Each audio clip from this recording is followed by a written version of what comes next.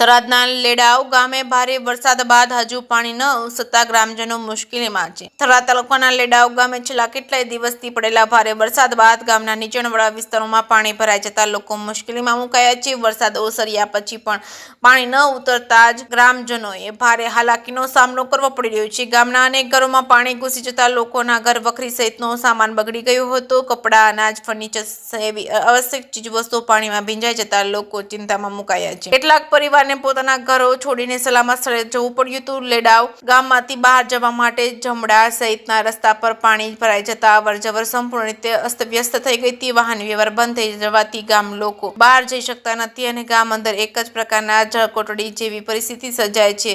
સ્થાનિક લોકોએ તંત્રને રજૂઆત કરી છે કે પાણી નિકાલ માટે તાત્કાલિક વ્યવસ્થા કરવામાં આવે તેવો આક્ષેપ છે. વરસાદી પાણીના યોગ્ય નિકાલની વ્યવસ્થા ન હોવાના કારણે ગામે વારંવાર આવી મુશ્કેલીઓ ઊભી થાય અને ગામ લોકોનું કહેવું છે કે જો તંત્ર સમયસર પગલાં નહીં ભરે તો સ્વચ્છતા તેમજ રોગચાળો તેમજ જીવલેણ બીમારીઓ ફાટી નીકળવાની ભીતિ છે. જે કેસમી ગુજરાતી સાથે ભરત ઠક્કર, ડીસા.